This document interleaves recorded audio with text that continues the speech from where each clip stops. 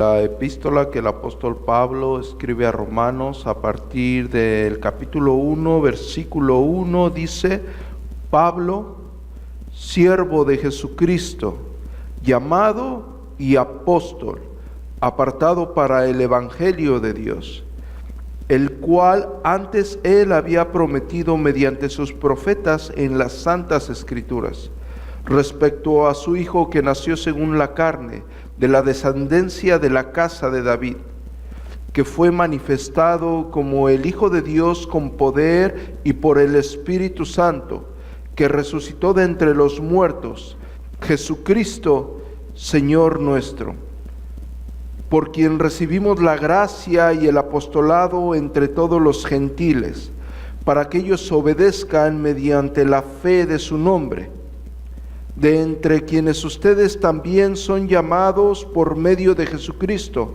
a todos los que se encuentran en Roma, amados de Dios, llamados y santos. Paz y gracia sean a ustedes de parte de Dios nuestro Padre y de nuestro Señor Jesucristo. Padre, en el nombre poderoso de Jesucristo, Señor, te damos gracias porque nos das la oportunidad de estar el día de hoy expuestos a tu santa palabra.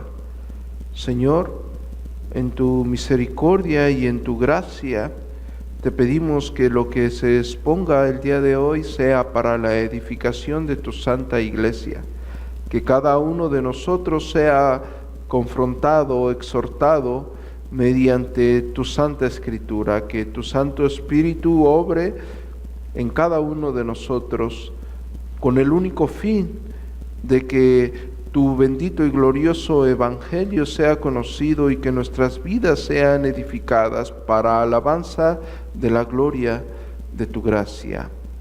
En el nombre poderoso de Jesucristo. Amén. Muy bien. Empezamos con nuestra exposición de la carta que el apóstol Pablo escribe a la iglesia en Roma. Primero quiero hablarles un poco al respecto de la carta a los romanos de una forma muy sencilla y muy breve. El apóstol Pablo está dirigiendo estas palabras a una iglesia que él no fundó, a una iglesia a la cual lo más probable es que ningún apóstol haya fundado. Se cree o se piensa que el evangelio llegó a Roma gracias a la predicación del apóstol Pedro en el Pentecostés, en que está en Hechos, en el capítulo 2, cuando la diáspora estaba reunida y expuesta a lo que el apóstol Pedro predica. Se cree que la iglesia, cuando regresa, o la iglesia en ese momento que fue expuesta al bendito evangelio y se arrepintió de sus pecados y regresó a la ciudad en la cual ellos radicaban, es la que funda y es la que promueve el bendito evangelio de nuestro Señor Jesucristo en la ciudad de Roma. La ciudad de Roma, fundado aproximadamente unos 700 años antes de Cristo. La carta es mandada aproximadamente en el año 56 después de Cristo, desde Corinto. El apóstol Pablo deja ver en esta hermosa carta su intención real por predicar el bendito evangelio y que todos conozcan la gracia y misericordia de nuestro Señor Jesucristo. Es una carta verdaderamente sublime. Si alguien quiere estudiar teología, estudie la carta a Romanos. Si alguien quiere estudiar teología sistemática, estudie la carta a Romanos. Si alguien quiere estudiar teología bíblica, estudie la carta a Romanos. Si alguien quiere pesar en los fundamentos de la fe, como es la justificación, la santificación, estudie la carta a Romanos. Si alguien quiere refutar alguna herejía, como la nueva perspectiva de Pablo o el dispensacionalismo, estudie la carta a Romanos. Si alguien quiere sobreabundar en el conocimiento y la gracia de nuestro Señor Jesucristo, estudie la carta a Romanos. La carta a Romanos es por excelencia la carta doctrinal, donde la mayoría de los predicadores ha concebido lo que conocemos como Romanos en el capítulo 3, el corazón del Evangelio. Está en la carta a Romanos por excelencia predicada y expuesta. En una de las anécdotas de San Agustín sobre su conversión, donde él dice escuchar alguna voz cuando él vivía impíamente, que le decía: toma y lee el libro. Él lee el libro de Romanos en el capítulo 13 y es confrontado con su pecado, y Dios obra en la vida de uno de los más grandes teólogos que ha dado la historia, como era Agustín de Hipona. Cuando la iglesia estaba sumergida en la oscuridad y la luz del Evangelio no brillaba por ninguna parte, un monje agustino, conocido como el doctor Martín Lutero, después de haber expuesto su predicación sobre los Salmos, él empieza a predicar la carta a los Romanos. Y él, cuando lee la carta a Romanos en el capítulo 1, donde dice: el justo por la fe vivirá, ese pequeño monje agustino fue usado por Dios para promover lo que hoy conocemos como la Reforma Protestante. Es decir, la carta a Romanos ha sido usada por Dios no solamente para la transformación de la mente de cada creyente, no solamente para la convicción doctrinal, sino para promover su bendito y glorioso evangelio. Es decir, vamos a estar expuestos a uno de los más maravillosos documentos bíblicos inspirados, donde sobreabunda, donde si queremos y insistimos en profundizar cada versículo que está explícito en la carta a los Romanos, yo no creo que tengamos vida para hacerlo. Es una carta verdaderamente profunda, es una carta verdaderamente enriquecedora, donde llena de vida al creyente, donde llena y sobreabunda de teología para cada uno de nosotros. Pero no solo eso, sino donde se cimienta la fe y el pensamiento cristiano como tal, la doctrina cristiana como tal. La carta a los Romanos es conocida como la columna vertebral del cristianismo, donde podemos ver la cosmovisión que el apóstol Pablo, inspirado, le quiere dar a una iglesia, la cual él no fundó, pero la quiere llenar de esa teología, la quiere llenar de esos rudimentos que el apóstol Pablo no se limitaba por nada en compartir, pues él mismo dice: pues no me avergüenzo del evangelio, porque es poder de Dios para salvación. Y vamos a estar en cada versículo, como acostumbramos en nuestros otros libros, a detallar, si es posible, cada palabra y cada texto que el apóstol Pablo redacta. Y empezaremos con nuestro primer versículo de la carta a Romanos, en el capítulo 1, en el versículo 1, donde dice: Pablo, siervo de Jesucristo, llamado y apóstol, apartado para el evangelio de Dios. Estoy dando lectura en la Biblia Peshitta, y el día de hoy nos enfocaremos en la parte A de el primer versículo del primer capítulo de la carta que el apóstol Pablo escribe a los romanos, donde dice: Pablo, siervo de Jesucristo. Ahora bien, hay dos cosas que yo quiero que cada uno de ustedes considere. Primero, hay cuestiones en las Escrituras que son tan comunes y que no vemos la riqueza de ella por lo mismo que estamos tan acostumbrados a leerlo y lo vemos tan de paso que no insistimos y consideramos en lo que eso nos quiere brindar por medio de este texto inspirado divinamente. La carta empieza con un nombre. El nombre que redacta es Pablo. Y después dice siervo de Jesucristo. Da su condición personal. Y quiero detenerme en esto.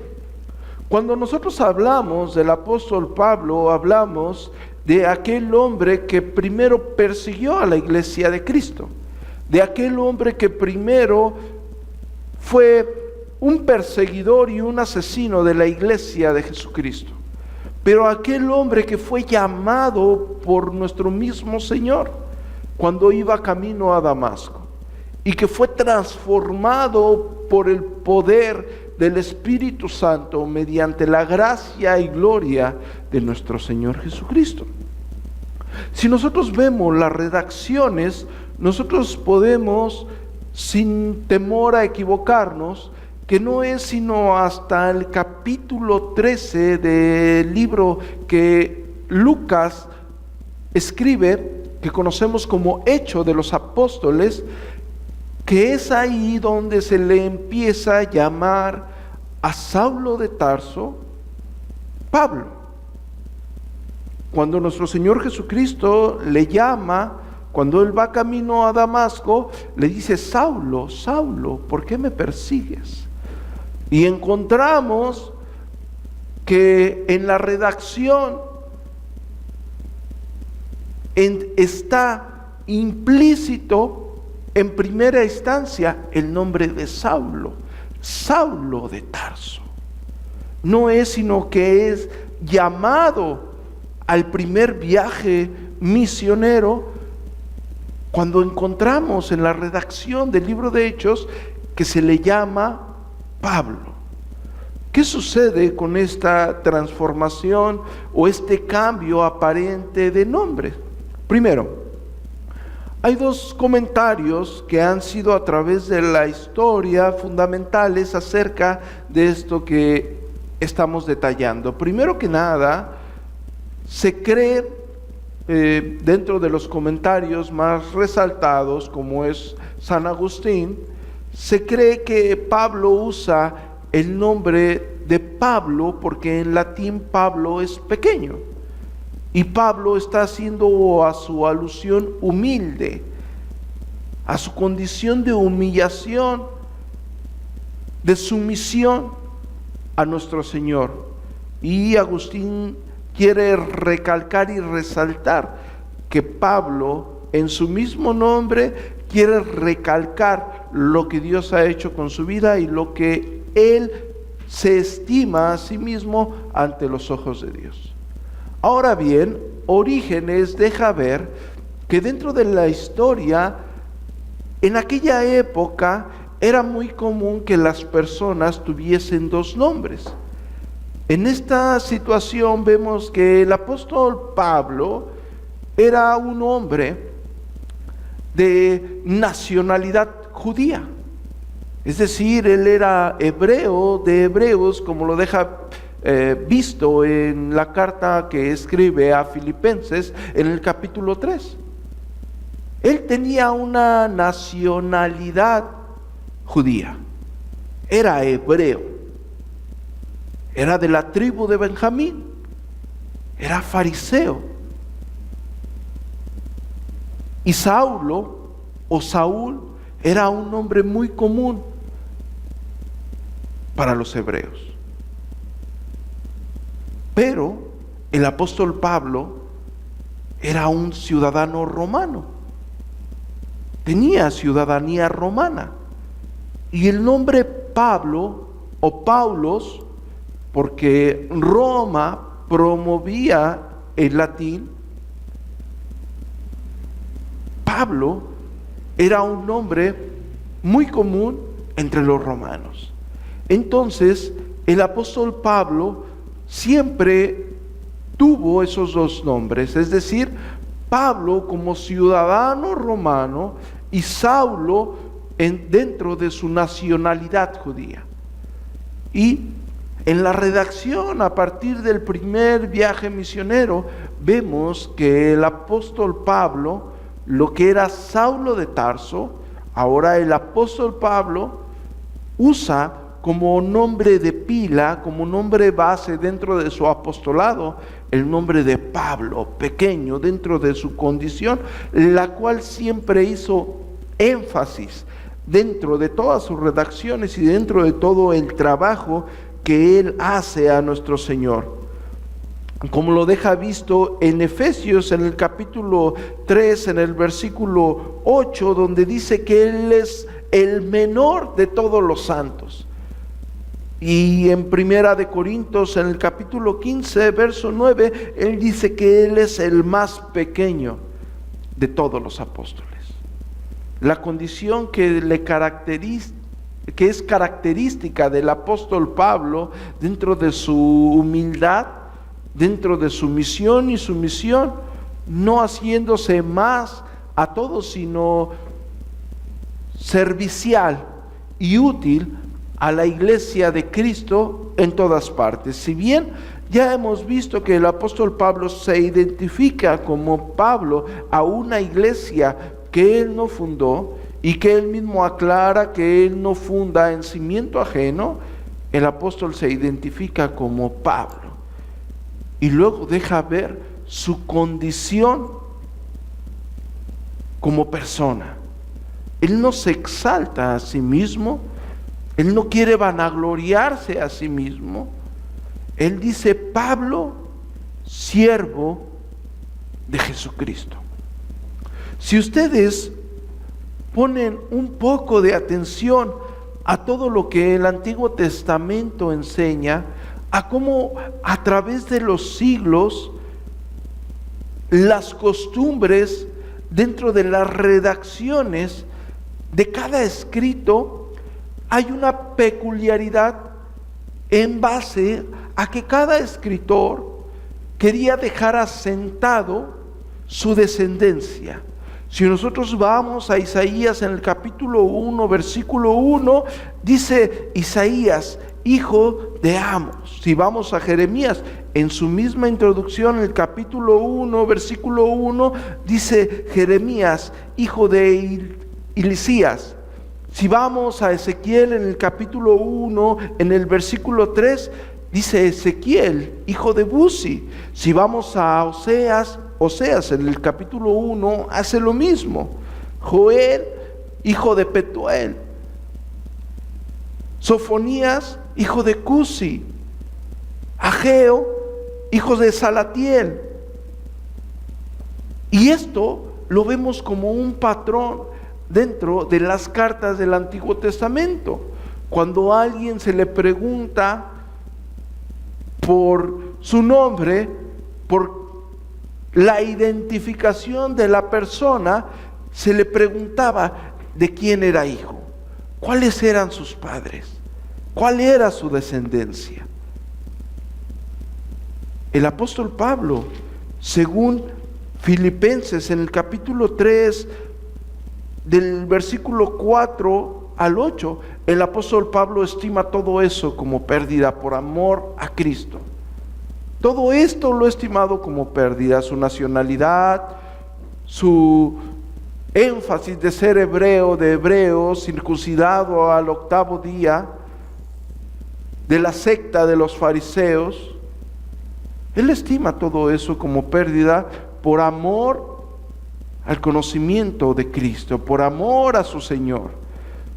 Él pudo haber identificado en su redacción de su carta como Pablo, hebreo de hebreos, circuncidado al 8º día, de la tribu de Benjamín, discipulado por Gamaliel, y pudo hacer alarde de quién era el apóstol Pablo, para que lo identificaran y dijeran: el gran teólogo, el apóstol Pablo, del linaje hebreo, fariseo, instruido por Gamaliel. Y él no hace alarde de eso. A él no le importaba quién era ni cuál era su descendencia. A él no le importaba por quién había sido instruido. Apóstol Pablo era esclavo de Jesucristo, siervo en el original griego koiné, la palabra doulos, esclavo, sirviente. Dentro de la palabra tiene una infinidad de connotaciones, porque nosotros vemos que en el Antiguo Testamento, cuando identifican a Moisés, mi siervo Moisés; cuando identifican a Abraham, mi siervo Abraham; cuando Dios hace lo mismo con David, mi siervo David. Pero el apóstol Pablo no quería tomar esa realce, sino más bien dentro del mismo contexto histórico que estaba en el Imperio Romano como base. Vemos que la esclavitud era algo común para ellos. Había esclavos comprados, había esclavos nacidos en casa, había esclavos adquiridos. Pero también había esclavos que cuando se les otorgaba su libertad y ellos eran felices con su amo, se iba a juicio y ellos eran esclavos voluntarios para su amo, para siempre. Y el apóstol Pablo se identifica como un esclavo, como un sirviente, como un siervo de Jesucristo. Él no dice Saulo de Tarso. Él no empieza la epístola a los romanos a identificarse con una iglesia que él no funda. Él no empieza como Saulo, discípulo de Gamaliel, hebreo de hebreos. No, el apóstol Pablo es sencillo. El apóstol Pablo es humilde. El apóstol Pablo es directo. El apóstol Pablo es enfático. Él dice: Pablo, siervo de Jesucristo, siervo, esclavo de Jesucristo, no esclavo de un imperio, no esclavo de un rey, no esclavo de un gobernador, no esclavo de sus deseos, porque él fue comprado por la sangre preciosa de nuestro Señor Jesucristo. Y eso el apóstol Pablo lo tenía en mente, y eso fue desde el principio que el apóstol Pablo es llamado. Cuando el apóstol Pablo va rumbo a Damasco como perseguidor de la iglesia, como opresor de la iglesia de Cristo, y nuestro Señor Jesucristo lo encuentra y lo llama, le dice: Saulo, Saulo, ¿por qué me persigues?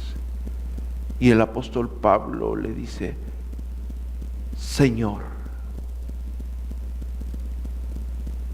El apóstol Pablo no cuestiona desde un principio.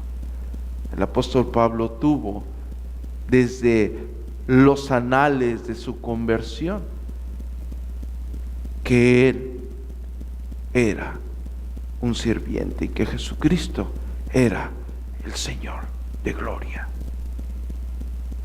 Desde el momento de su conversión,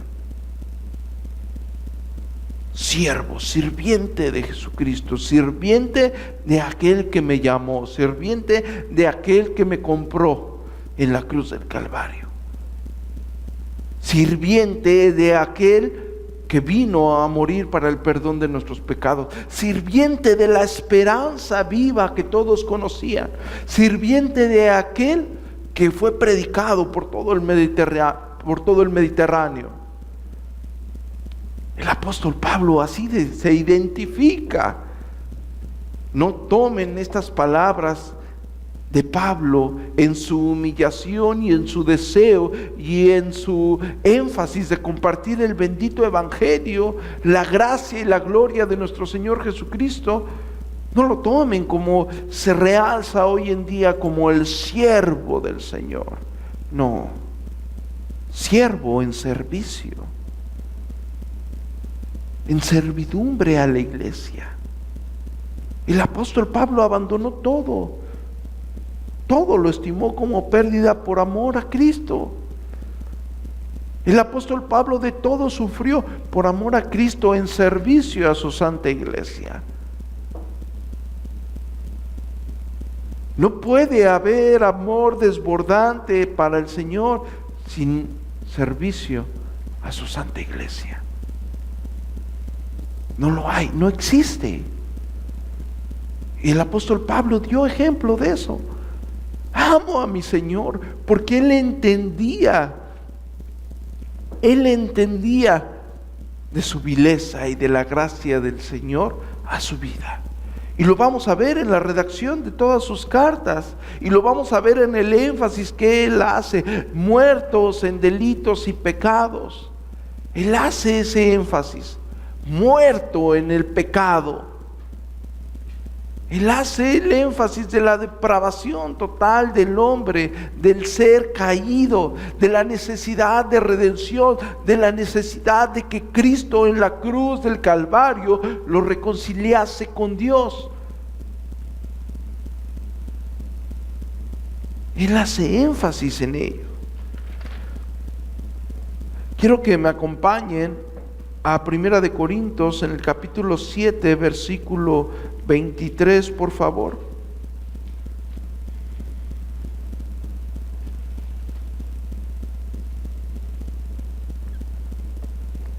Ya están todos ahí, les voy a esperar.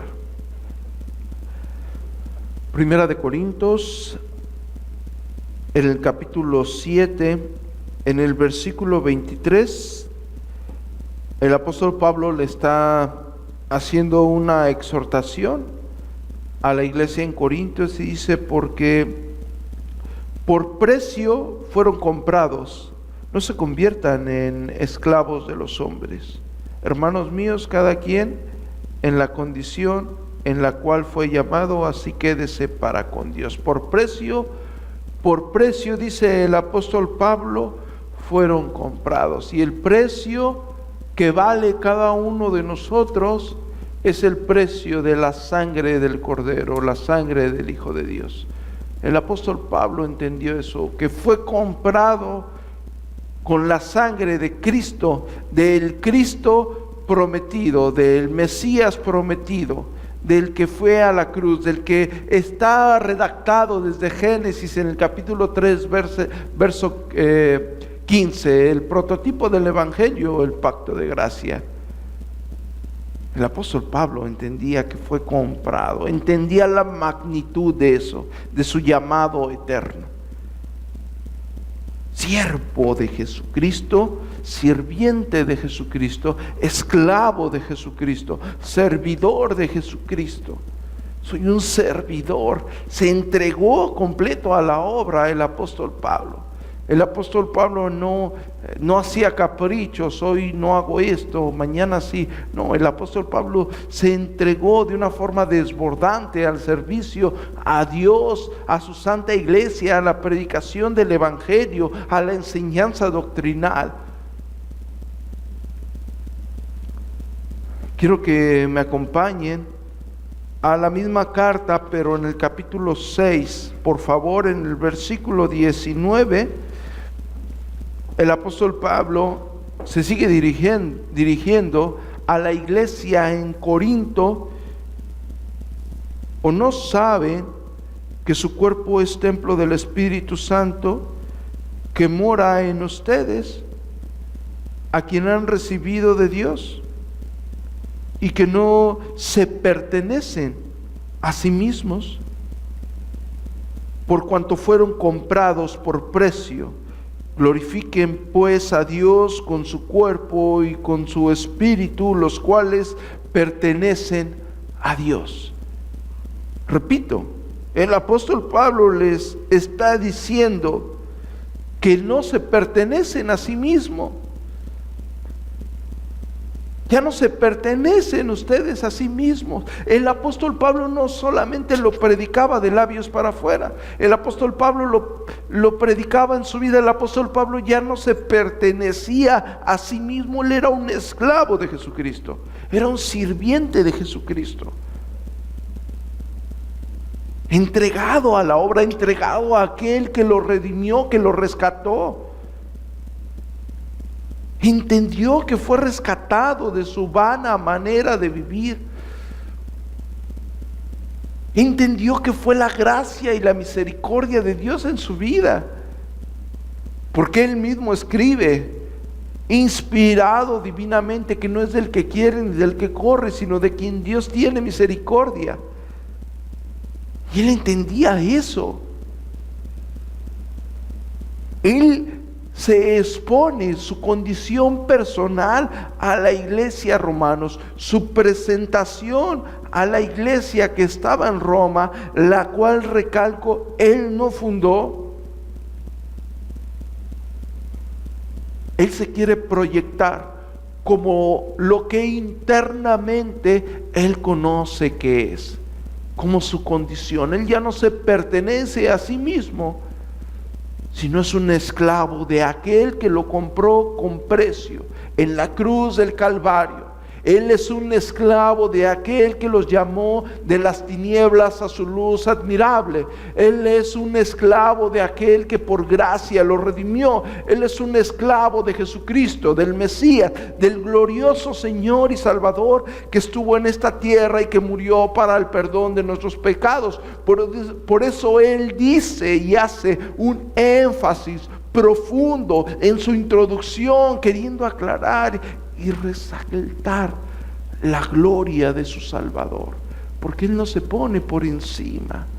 Él dice: Pablo, siervo de Jesucristo, con aquella índole que le caracteriza a aquella persona que entiende que ha sido redimido, que entiende que ha sido rescatado, que entiende que Dios tuvo misericordia de él.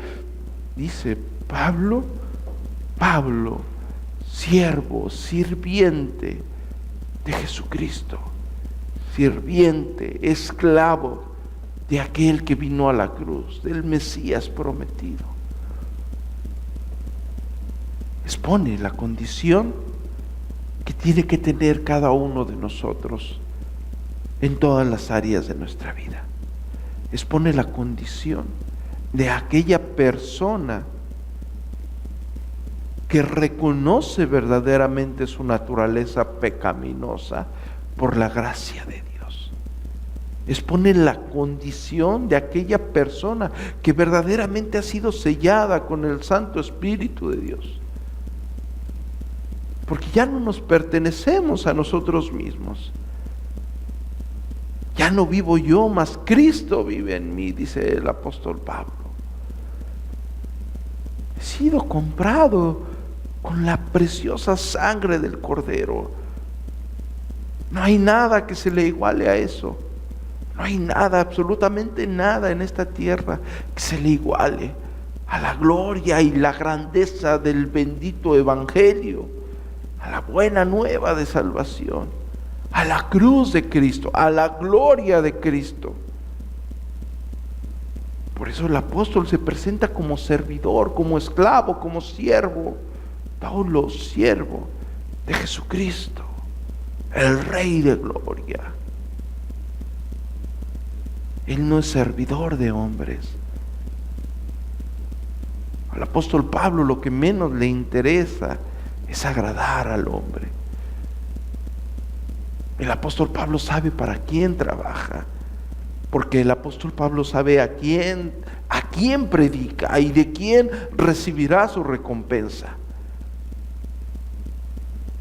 El apóstol Pablo no se quiere hacer a sí mismo algún tipo de propaganda ficticia, sino inspirado divinamente de lo más profundo que habita en el apóstol Pablo es el agradecimiento a Dios.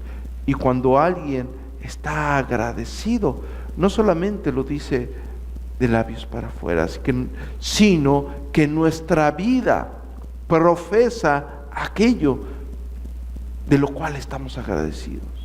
Y el apóstol Pablo estaba agradecido por haber sido redimido, porque era un pecador como todos nosotros, que no merecía la misericordia de Dios, porque era un pecador como cada uno de nosotros, que no merecía la gracia de Dios, muertos en nuestros delitos y pecados,